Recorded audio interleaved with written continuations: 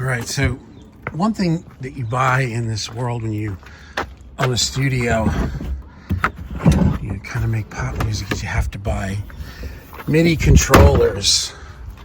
This is a really nice one. It's an Akai MPK 249. I've had it for a number of years. It's semi-weighted. Got the keypad, the pads on top. Really nice. It's crapping out. So, went to Guitar Center, didn't have anything. Went to Corner Music, and I got a deal on this, brand new. This is the KeyLab 49 MK3, the Mark III. The feel of this is, it's the best. And the Akai is great. That's amazing.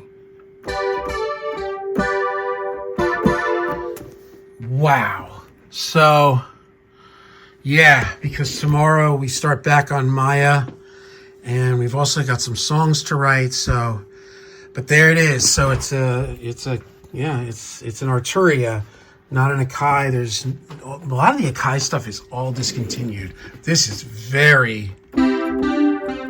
That just feels like expensive.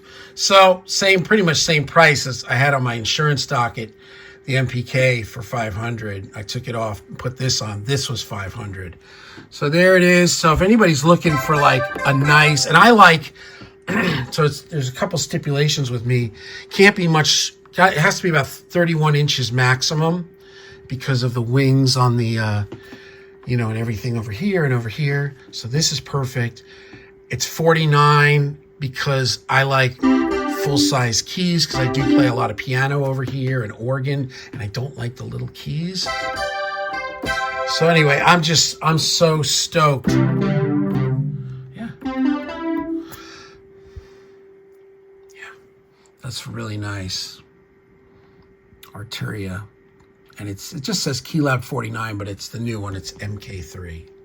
And look at it. It fits. Look at this. And also, one other thing.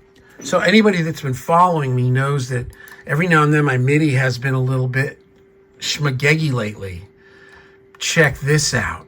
So in my travels to figure out how to delete any software that had to do with the Akai. So I thought, well, maybe the Akai's kind of been a problem, and the whatever. So I go through all these things. Finally, I end up at MIDI Studio. And this is actually like this is like an icon representation of everything that is attached to this this rig. So I've got the Personas, which is grayed out because it's the fader port, which is unplugged. It's still, the power's on, but the actual USB is dead. Then the FM9 is plugged in. And then the Roland digital piano, which is what I teach with all day in track piano, is there, and you'll see it's off. It's grayed out. And then this here is the KeyLab, which is this one. And I've really learned to not have them all plugged in and turned on at the same time.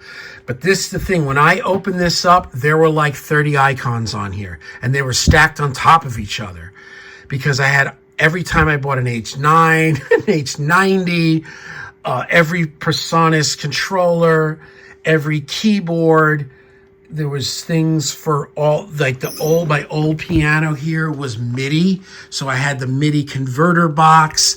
I had all this stuff. So I deleted everything. And now if you come here and we go to MIDI input devices, that's it. So it's showing, so KeyLabs is showing up as two. One says DAW. I bet that's to run, because KeyLab can run, so I'm going to keep that. Now every time I fire this up, that's unchecked.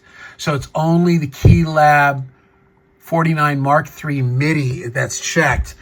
Again, the DAW, you have the option when I booted it up, you have the option to like set it up to, you know, whether you're using Ableton or whatever. I don't want this running anything. So that's it. And then the FM9 is just unchecked, because the only reason I would use that, which I wouldn't, is if you were setting up like a live rig and you were using MIDI. But to just plug in the FM9, the Axe effects, and just use FM edit, you don't need that in there. So there it is. See how simple? So there you go.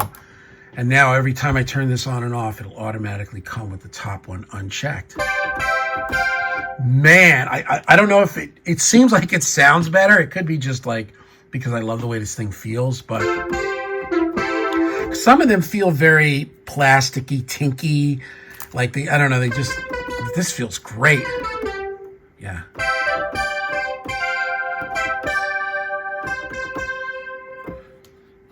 Man, that's awesome.